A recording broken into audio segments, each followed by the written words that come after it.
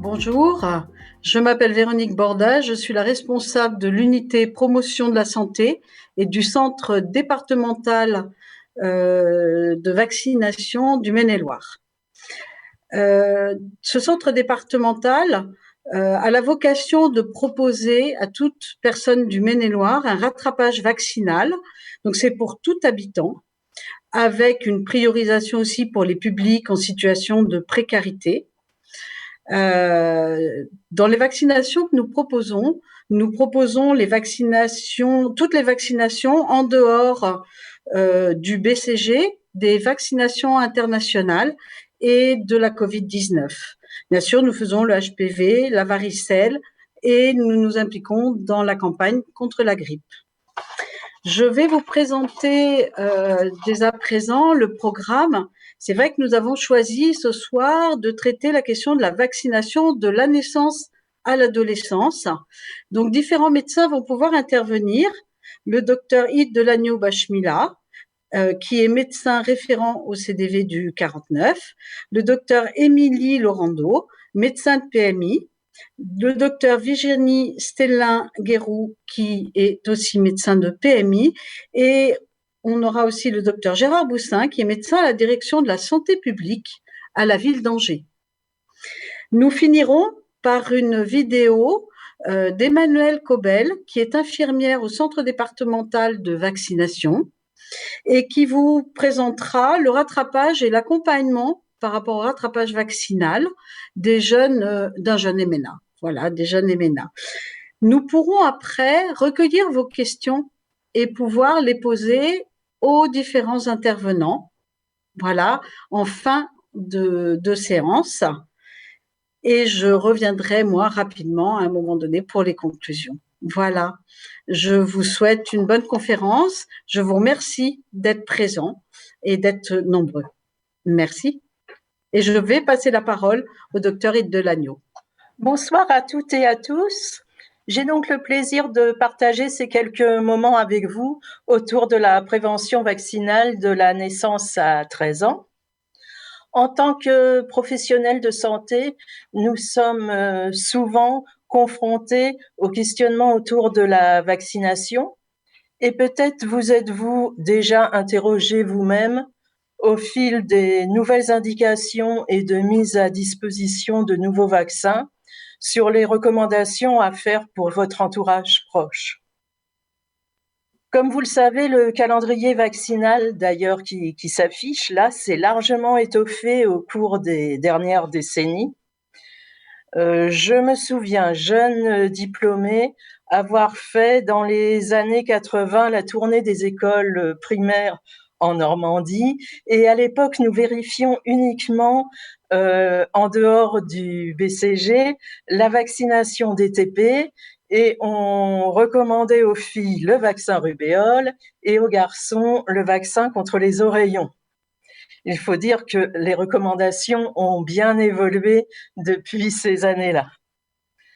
Avant de revoir brièvement ensemble quelques spécificités du calendrier vaccinal propre à la tranche d'âge des enfants, je souhaiterais refaire le point sur les notions de vaccins obligatoires ou de vaccins recommandés, qui sont souvent au centre des questionnements parentaux et des hésitations vaccinales. Vaccin obligatoire, vaccin recommandé, oui, quelle différence?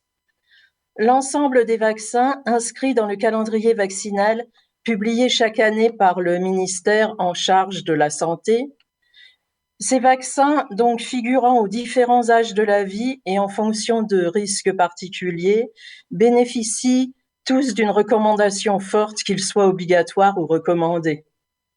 Il n'y a pas de distinction en termes d'efficacité ou de qualité entre les vaccins obligatoires ou recommandés.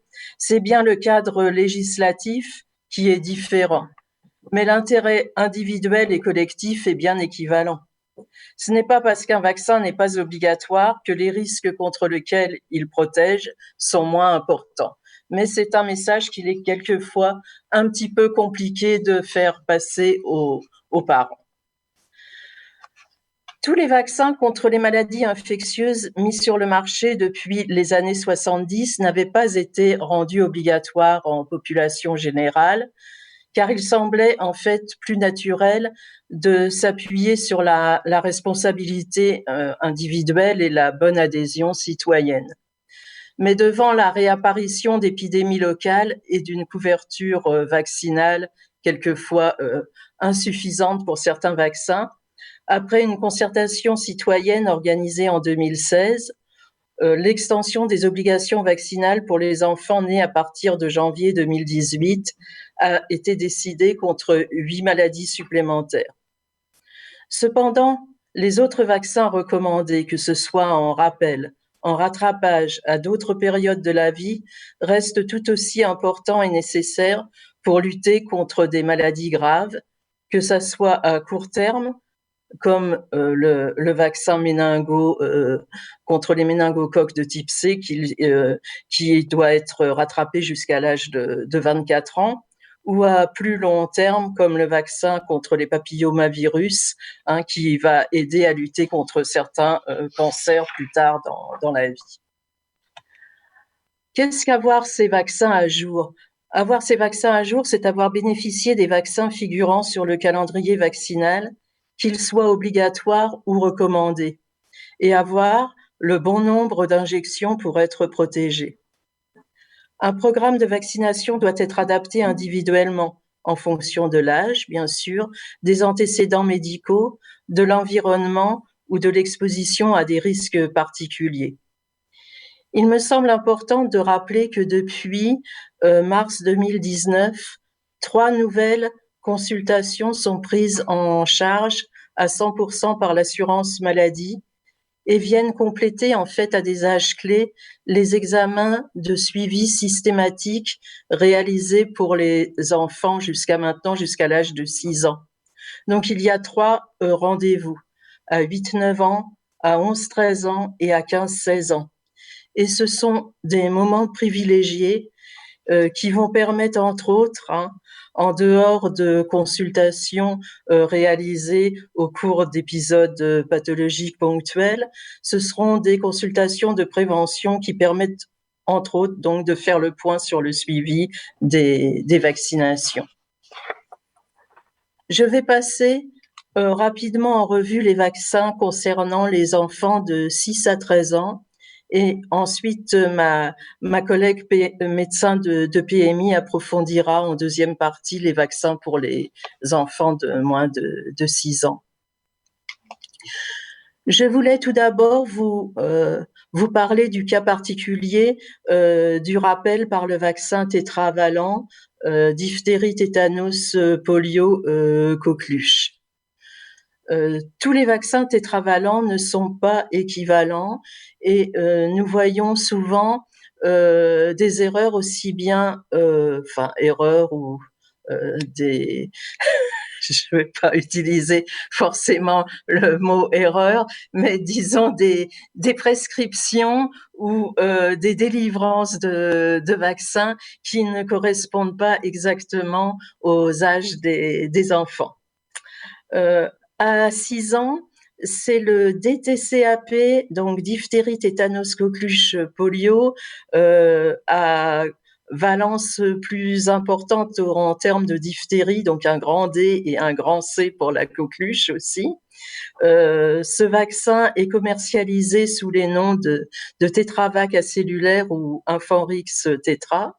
C'est le vaccin tétravalent enfant.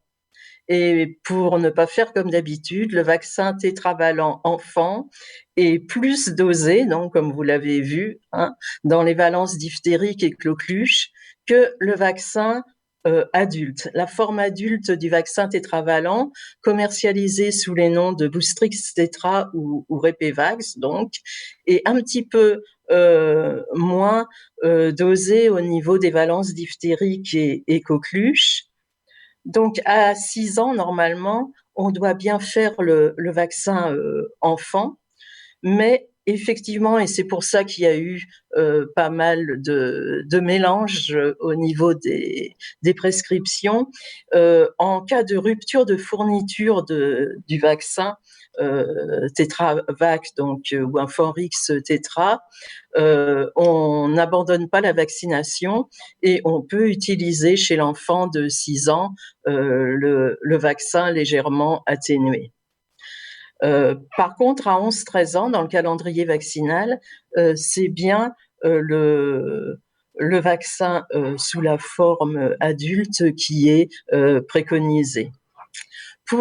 Par contre, pour les enfants qui auraient eu à l'âge de 6 ans le vaccin légèrement moins dosé, on va dire, hein, il serait bon de faire à 11-13 ans le vaccin enfant à la place du vaccin adulte, un petit peu pour rééquilibrer au niveau de l'immunité à terme, d'autant plus que vous voyez que dans le nouveau calendrier vaccinal, il n'y a pas de rendez-vous au niveau diphtérie, tétanos, polio, coqueluche maintenant à l'âge de 16-18 ans. On ne peut pas parler des vaccins pour la tranche d'âge, donc 6-13 ans, sans évoquer une des nouveautés du calendrier vaccinal 2021, qui est la vaccination contre les papillomavirus, qui a été étendue à tous les garçons de 11 à 14 ans, hein, et donc maintenant qui concerne toutes les jeunes filles et les garçons de 11 à 14 ans, avec 2 doses à 6 mois d'intervalle, et un rattrapage aussi pour les jeunes filles et les garçons de 15 ans à 19 ans révolus, avec là 3 doses de vaccin. Je citerai également le vaccin dont on a déjà dit un mot tout à l'heure, le vaccin contre les méningocoques C, pour lesquels il est important de vérifier qu'il y a bien une dose de prévue jusqu'à l'âge de 24 ans révolu. On vérifiera aussi chez les enfants la vaccination RER avec tous les enfants qui devraient déjà avoir reçu avant l'âge de 6 ans 2 doses, hein, depuis l'âge d'1 an, quels que soient leurs antécédents vis-à-vis des 3 maladies. Au niveau des rattrapages, il est important également à proposer le rattrapage de la vaccination contre l'hépatite B si besoin, avec 3 doses et le vaccin enfant jusqu'à 15 ans, et une possibilité également d'une vaccination avec un schéma plus court en 2 injections entre 11 ans et 15 ans, mais là en utilisant la forme adulte du vaccin.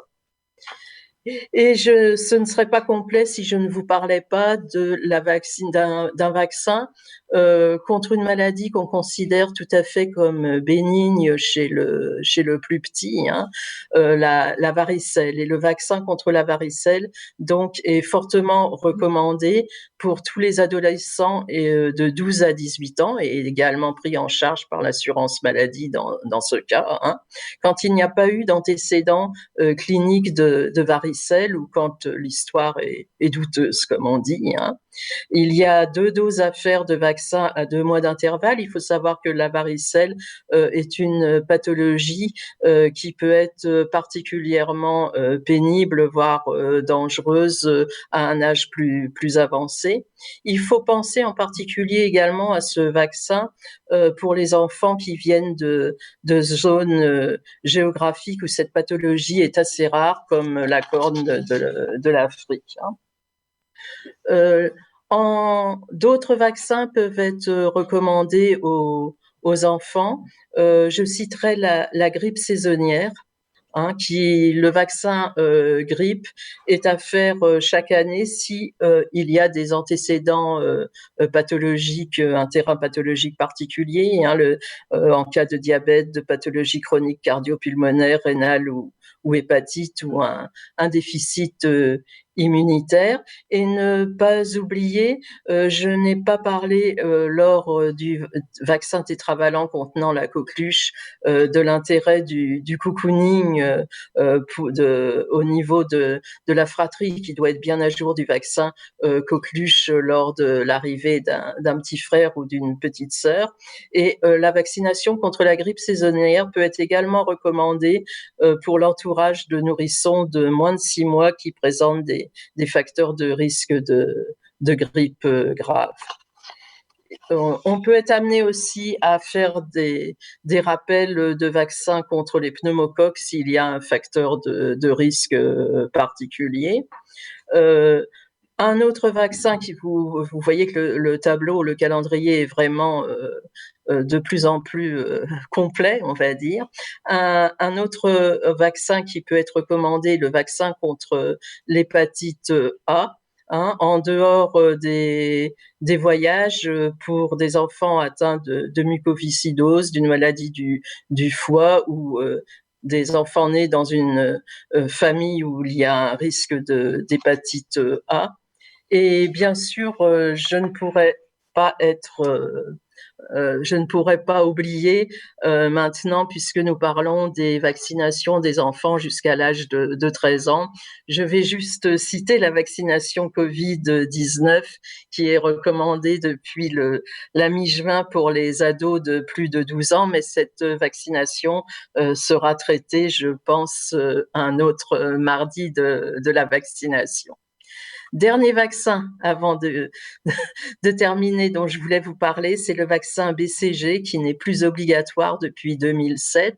En principe, il est fait bien avant 6 ans, puisque son intérêt est surtout pour la petite enfance, mais il est toujours recommandé aux enfants de moins de 15 ans qui sont exposés à un risque élevé de tuberculose, et on pratique une intradermo-réaction préalable à partir de l'âge de 6 ans avant de faire ce vaccin qui n'a pas de rappel. Je vais maintenant je vais céder maintenant la parole à ma consoeur, le docteur Émilie Rolando, médecin de PMI, qui va approfondir la question des vaccins de 0 à 6 ans. Je vous remercie de votre attention. Bonjour, donc moi je suis le docteur Laurent Dauff, je suis pédiatre exerçant à la PMI et je vais donc parler du regard du médecin de PMI sur le suivi vaccinal des enfants. Donc, vous voyez à l'écran les différents médecins de PMI sur le secteur, avec leurs différents secteurs sur le département du Maine-et-Loire. Et moi, j'exerce donc à la MDS Sud-Loire sur l'antenne de Trélazé. Donc, les rôles du médecin de PMI sont divers, et notamment le suivi des enfants de moins de 6 ans en consultation de prévention. Donc, qui dit consultation de prévention dit vaccination. Donc, les vaccinations des enfants de 0 à 6 ans se passent en consultation donc avec un médecin spécialisé dans la petite enfance, assisté d'une puéricultrice. Ce sont des consultations sans aucune avance de frais. On peut y accueillir un public divers et c'est ouvert à tous les enfants. Les vaccins peuvent être fournis par la PMI lorsque les parents n'ont pas de prise en charge par l'assurance maladie pour quelque raison que ce soit, une régularisation des papiers en cours ou autre, et on est amené à faire des rattrapages de vaccins pour les enfants qui ont des retards vaccinaux, pareil, pour quelque raison que ce soit. Donc l'obligation vaccinale, depuis janvier 2018, il y a une extension des obligations vaccinales, puisqu'on est passé de 3 vaccins obligatoires chez l'enfant à 11 vaccinations depuis le 1er janvier 2018. Donc, diphtérie, tétanos, polio, coqueluche, les infections à Haemophilus influenzae de type B, les infections à pneumocoque, les infections à méningocoque C, hépatite B, rougeole, rubéole et oreillons. Ces 11 vaccins, ce ne sont pas 11 injections, en fait, puisque les vaccins sont bien sûr combinés. Par exemple, vous voyez ici le calendrier vaccinal des nourrissons. À 2 mois, 4 mois et 11 mois, il y a 6 vaccins dans une seule injection qui sont réalisés. Le pneumocoque, qui est une bactérie qui peut être grave chez l'enfant. Donc, on fait une injection par le Prévenard à 2 mois, 4 mois et un rappel à 11 mois. On fait une injection pour le méningocoque C qui donne donc des méningites à 5 mois et un rappel à 12 mois. Et puis, une injection à 12 mois, un rappel 16-18 mois pour le ROR, rougeole, oreillon et rubéole. Donc, depuis le 1er janvier 2018, il y a nécessité de fournir une attestation de vaccination pour les enfants nés à partir du 1er janvier 2018 pour l'entrée en collectivité, que ce soit crèche, école ou accueil de loisirs. Le Code de santé publique prévoit que si l'enfant n'est pas à jour de ses vaccins lors de l'entrée en collectivité, il a 3 mois pour une mise à jour de ses vaccins. Tous les ans, il y a un bilan annuel qui est disponible par le ministère de Santé et des Solidarités sur justement cette obligation vaccinale. Et l'adhésion à l'extension vaccinale de janvier 2018 montre qu'il y a une augmentation des Français qui y sont favorables, puisqu'en 2017, 49% des Français y étaient favorables, contre 70% des Français en novembre 2020. Avec un large soutien des professionnels de santé qui trouvent le dialogue plus facile en fait sur la vaccination avec les parents, puisque ça occasionne moins de questions sur est-ce que je vaccine mon enfant pour telle ou telle maladie. Diaporama suivante. Donc, la couverture vaccinale depuis janvier 2018, il y a une augmentation de la couverture vaccinale pour tous les vaccins des nourrissons des enfants nés en 2020 par rapport à ceux nés en 2019 ou en 2018. Il y a une augmentation des couvertures vaccinales des enfants nés en 2018 comparativement à ceux nés en 2016 ou 2017. Et par contre, une stabilisation de la couverture vaccinale du vaccin ROR à 21 mois pour les enfants de 2018 et 2019. L'efficacité, la plus grande progression, en fait, c'est pour la couverture vaccinale contre le méningocoque C, avec un impact significatif, en fait, de désinfection des enfants de moins de 2 ans notifiés pour le méningocoque C, c'est-à-dire qui donnent des méningites. Donc, la sécurité des vaccins, bien sûr, depuis l'extension de cette obligation vaccinale, il y a toujours un suivi de pharmacovigilance. Et les données de pharmacovigilance, il n'y avait aucun souci particulier pour les enfants entre 2012 et 2018 avant cette extension vaccinale, et il n'y a aucun signe particulier depuis l'extension vaccinale depuis janvier 2018 qui confirme une sécurité de l'utilisation de ces vaccins avec des effets secondaires ou des événements indésirables mineurs qui donnent des fièvres, des réactions locales. Bien sûr, la surveillance continue. L'impact du Covid, en fait, sur la vaccination, donc il y a eu une baisse temporaire de remboursement des vaccins concernés par l'obligation vaccinale chez les enfants de moins de 2 ans qui ont été observés lors du premier confinement, jusqu'à moins 50% d'injections pour le ROR. Et puis, grâce à des campagnes de vaccination dès avril 2020, notamment menées par l'HAS, il y a eu un rattrapage dès les mois suivants, octobre et décembre, où on note que les données montrent en fait une baisse moindre du remboursement et donc des vaccinations qui avaient repris. Donc, la consultation en PMI et la crise sanitaire, il y a eu un maintien des consultations avec respect du protocole sanitaire, un maintien de la vaccination des jeunes enfants dès le premier confinement et une participation au rattrapage vaccinal des enfants qui ont eu un retard vaccinal occasionné par le confinement. Merci de votre attention et je vais donner la parole à ma collègue Dr Stellin sur la vaccination des assistants familiaux et des assistantes maternelles. Bonsoir, donc moi je suis le docteur Stellin, je suis médecin de PMI, référente des modes d'accueil voilà, pour l'enfant de 0 à 6 ans sur le département du Maine-et-Loire. Donc, je voulais vous parler de la vaccination des assistantes maternelles et des assistants familiaux, puisque certains d'entre vous sont amenés à faire les certificats médicaux que l'on demande.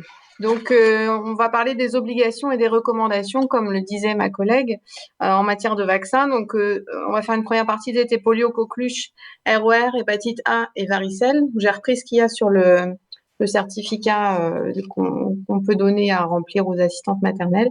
Et on fera dans un deuxième temps le BCG. Donc, ça, c'est le calendrier des vaccinations 2021. Sur la ligne donc assistante maternelle, en fait, vous voyez que rien n'est obligatoire, tout est recommandé, fortement recommandé. Donc le DT polio, la coqueluche, l'hépatite A, et puis ROR et varicelle. Et pour les assistants familiaux, ils sont pas nommés directement, mais ça rentre dans la case personnel des établissements et services sociaux concourant à la protection de l'enfance, puisqu'ils sont dans cette, ils ont le même public en fait. Eux, la différence, c'est le DT polio est obligatoire et l'hépatite B est obligatoire si ils sont exposés, ce qui là est un peu à voir au cas par cas, mais concrètement, bon, ils peuvent être amenés à recevoir des enfants à risque d'hépatite B en fait à n'importe quel moment. Donc, on conseille plutôt de faire le vaccin de l'hépatite B parce que sinon, on ne peut pas anticiper en fait. Au passage, les personnels de crèche, dont on ne parle pas directement ce soir, et c'est la même chose que les assistants familiaux en termes d'obligations vaccinales. Du coup, pour les assistants familiaux, donc ce qui est obligatoire, c'est le DT polio et l'hépatite B, comme je vous disais. Ce qui est recommandé, la coqueluche, le ROR, l'hépatite A et la varicelle. Et je pense que, diapo suivante, vous avez le certificat médical qui est à remplir pour les assistants familiaux.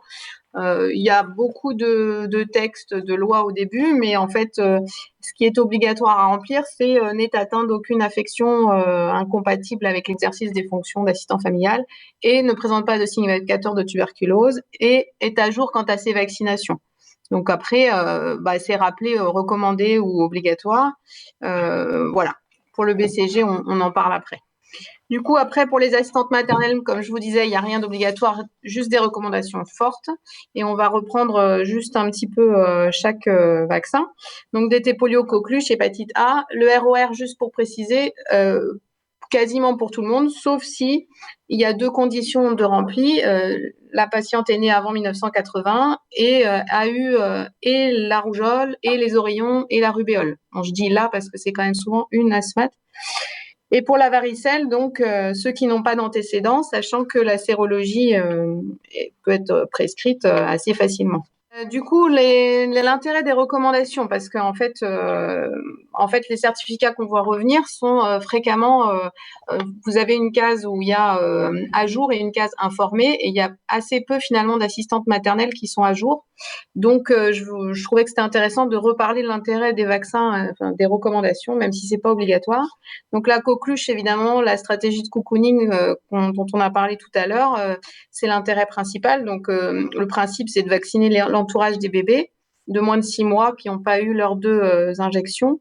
Donc, les parents, les grands-parents, les futurs parents, la fratrie et les professionnels comme les assistantes maternelles et les assistants familiaux qui sont au contact des enfants. Et puis, faut pas oublier que la coqueluche, c'est une des premières causes de décès par infection bactérienne chez le nourrisson de moins de 3 mois et le plus souvent par un proche qui peut être aussi l'assistante maternelle qui les reçoit tous les jours. Donc, l'hépatite A, le risque, il est lié aux carences d'hygiène et puis à la présence de plusieurs enfants au même endroit, donc par la contamination orofécale. L'incidence est faible en France puisque voilà, c'est 1,5 à 3 cas pour 100 000 habitants. Souvent, c'est des patients qui reviennent de zones d'endémie. Mais le problème, c'est qu'il y a une diminution forte de l'immunité collective chez les adultes qui justifie de garder cette vaccination. Donc, de temps en temps, on voit aussi sur les certificats hépatite A barré pour hépatite B, mais non, c'est bien hépatite A pour les assistantes maternelles qu'on demande parce que c'est loin d'être anodin pour le coup, surtout pour l'adulte en fait. Et aussi pour les enfants. Mais donc là, le risque principal pour les professionnels, c'est la grossesse. Il y en a quand même beaucoup d'assistantes maternelles qui sont dans les âges où elles sont enceintes. Donc, pour rappel, la pneumonie de la rougeole, les fausses couches liées aussi à la rougeole, la cécité, la surdité, le retard mental chez l'enfant à naître pour la rubéole. Voilà. Et pour les enfants accueillis non encore vaccinés, il y a aussi le risque essentiellement de la rougeole et de toutes les maladies. Et puis le risque de santé publique, parce qu'il y a quand même eu des épidémies de rougeole en Pays de la Loire récemment, dans les dans les 3 dernières années, c'est loin d'être une maladie qu'on maîtrise et ça va très vite. Pour le coup, je crois que le R de contamination est bien plus élevé que celui du Covid. Et par comparaison, ça va très vite. Donc là, le risque, c'est surtout pour les professionnels en cas de grossesse, malformation congénitale ou varicelle grave à la naissance en fonction de si elle l'attrape au premier trimestre, c'est malformation congénitale, au dernier, c'est plutôt la varicelle grave. On en a déjà parlé, il n'y a plus d'obligation pour le BCG depuis le 1er avril 2019 pour les professionnels, 2007 pour tout le reste de la population. Pour les asthmates et les asthmes, en cas de renouvellement, en fait, on ne demande rien du tout pour le BCG. Donc, ça, c'est la petite case en haut du certificat. Donc, c'est même pas la peine de remplir le BCG pour le renouvellement.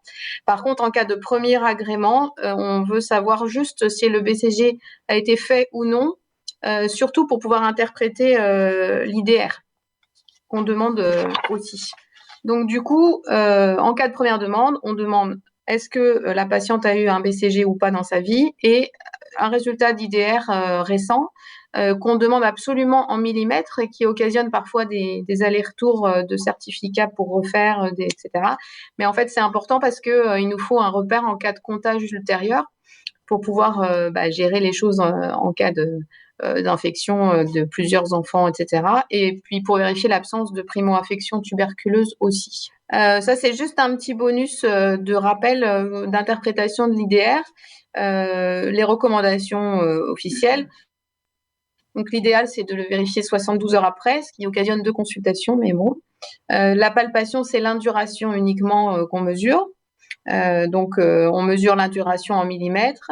On ne tient pas du tout compte de la rougeur autour qui peut être beaucoup plus large que l'induration. Et puis après, il y a les chiffres. Donc, en faveur d'une primo-infection, chez quelqu'un qui n'a pas eu le BCG, c'est 5 mm. Et chez quelqu'un qui l'a eu, c'est 15. Et en faveur d'une absence de primo-infection, c'est 5, en dessous de 5 pour un sujet qui n'a pas eu le BCG et en dessous de 10 pour un sujet qui a eu le BCG. Vous avez un petit schéma là, qui me paraît plus clair. Enfin, en tout cas, moi, je préfère les schémas. Donc, d'un côté, s'il n'y a pas eu le BCG, finalement, c'est assez simple. C'est négatif jusqu'à 4. À partir de 5, c'est positif, c'est une primo-infection. Et s'il y a eu un BCG, c'est négatif jusqu'à 9, positif à partir de 15. Et entre 10 et 14, ça dépend du contexte clinique. Et là, il faut en général des explorations, mais c'est à voir au cas par cas. Donc voilà, ça peut être radiopulmonaire ou quantiféron. Voilà, j'espère que j'ai été claire. Je vais passer la parole maintenant à mon confrère, le docteur Boussin, qui va nous parler de ce qui se fait au niveau de la mairie d'Angers. Donc, juste la première diapo qui est une diapo de présentation pour dire effectivement que la ville d'Angers est engagée dans la politique vaccinale depuis très longtemps, puisque je pense que ça vient de l'histoire du fait que la ville gérait la santé scolaire jusqu'en 1973. Donc, je pense que c'est par ce biais-là que la ville est rentrée dans le champ de la vaccination. Sachant que ma consoeur, en 1930, avait créé sur Angers l'inspection médicale des écoles. Donc, qu'est-ce qu'on fait dans ce service vaccination ? On donne des conseils de vaccination, donc en fonction du calendrier officiel des vaccinations, donc à la fois des conseils téléphoniques, nous avons des appels, mais aussi en présentiel, puisque nous avons un secrétariat qui peut accueillir les personnes. Lors de cet accueil, on peut aussi donner, par exemple, un carnet de santé, parfois quand il a été perdu, ou des personnes migrantes. Donc le conseil départemental en met à disposition, ça permet de pouvoir diffuser effectivement ces supports, mais on peut aussi accueillir des personnes pour des problématiques de pédiculose, par exemple, puisque dès qu'on met des enfants en collectivité, malheureusement, on peut avoir des problématiques de pédiculose. Ça nous permet à ce moment-là, en donnant des produits aux familles, de rappeler aussi le calendrier vaccinal. On effectue des séances de vaccination en centre-ville et sur les quartiers, participant ainsi à la réduction des inégalités sociales de santé. Et ces vaccinations ne s'adressent qu'aux enfants de 6 ans et aux adultes. Et on le fait ça dans le cadre d'une convention de partenariat avec le département de Maine-et-Loire qui nous fournit les vaccins. Donc là, juste pour vous montrer les différentes lieux de vaccination qui sont sur le quartier ou bien en centre-ville, et puis qui interviennent à différents jours de la semaine, ce qui permet à des personnes d'avoir accès à ces vaccinations. Là, juste, je vous ai mis effectivement des histogrammes qui montrent les barres rouges, ce sont les conseils de vaccination que nous envoyons aux familles. J'en reparlerai un tout petit peu tout à l'heure. On voit que ça diminue relativement peu, même si l'année 2020 est une année particulièrement, comment dirais-je, marquante par la diminution à la fois des conseils de vaccination, parce que comme on a connu, nous, un confinement comme tout le monde, et puis aussi une baisse du recours à la vaccination, c'est les petits bâtons bleus, où on voit qu'à partir de 2012, avec la modification substantielle et significative du calendrier de vaccination, on a vu une baisse progressive du recours à la vaccination. Quels sont les conseils de vaccination que nous envoyons? Donc on a en fait, on travaille avec un logiciel qui s'appelle Intervax, et nous avons par l'état civil transmission des nouvelles naissances sur le territoire angevin, et donc très rapidement dans les premières semaines de vie de l'enfant pour les parents qui habitent sur Angers. Donc on envoie une première lettre aux familles disant qu'on va proposer un suivi du calendrier vaccinal de leur enfant en leur envoyant des conseils de vaccination en fonction du calendrier officiel. Donc vous voyez ensuite les différents conseils que nous pouvons envoyer tout au long de la vie, sachant qu'on arrête à partir de l'adolescence, c'est-à-dire après le rappel 11-13 ans, et on le faisait quand il y avait les rappels encore jusqu'à 16 ou 18 ans, on arrêtait après parce qu'il y avait tellement de mouvements, qu'il y avait beaucoup de perdus de vue, et donc on arrêtait les envois de conseils de vaccination. La dernière diapo, alors elle est peut-être pas forcément très lisible, mais c'est le type de conseil qu'on va envoyer. Donc le logiciel Intervax, on fait des requêtes régulières qui, en fonction de l'âge de l'enfant, nous sort des conseils de vaccination que nous envoyons aux parents, qui peuvent tout à fait en cochant la dernière case en bas, nous dire qu'ils veulent pas du tout de suivi. On a eu quelques parents qui sont présentés en disant mais arrêtez de nous envoyer les conseils, on suit bien le calendrier officiel de vaccination. Je rappelle néanmoins que jusqu'en 2018, c'était inscrit dans le Code de la santé publique, le maire devait tenir à jour le fichier vaccinal des enfants de moins de 16 ans sur la commune. Et donc, c'est aussi une des raisons pour lesquelles il y avait ce service de vaccination, en dehors des conseils de vaccination que nous envoyons aux parents pour maintenir et développer un taux de couverture vaccinale pour les enfants angevins. Voilà, merci. Bonsoir à toutes et à tous. Je me présente, je suis Emmanuelle Cobel, infirmière au Centre départemental de vaccination, appelé CDV, au sein du Conseil départemental du Maine-et-Loire. J'exerce mes fonctions sur l'ensemble du territoire départemental. Ce soir, je vous propose de vous présenter notre accompagnement dans le rattrapage vaccinal auprès des jeunes mineurs non accompagnés, dits MNA. Tout d'abord, je vais débuter par vous expliquer le statut du mineur isolé devenant mineur non accompagné. Le statut du mineur non accompagné relève de la loi du 14 mars 2016 relative à la protection de l'enfant. Des décrets et arrêtés s'ajoutent à cette loi. Un mineur est considéré comme non accompagné lorsque aucune personne majeure n'en est responsable légalement sur le territoire national ou ne le prend effectivement en charge et ne montre sa volonté de se voir durablement confier l'enfant, notamment en saisissant le juge compétent. L'article 1 de l'arrêté du 17 novembre 2016 relatif aux modalités de l'évaluation des mineurs privés temporaires ou définitivement de la protection de leur famille. Une ordonnance de placement provisoire, OPP, est émise par le parquet, ainsi le jeune mineur est confié au service de l'aide sociale à l'enfance, ASE, du conseil départemental. Les jeunes sont accueillis par le coordinateur du service enfance en danger, CED, au sein du service de l'aide sociale à l'enfance. Les coordinateurs orientent et accompagnent le jeune vers la structure d'accueil missionnée par le conseil départemental. Sur le Maine-et-Loire, les jeunes sont accueillis par les associations Cité Caritas sur Cholet et l'Abri La Providence sur Angers.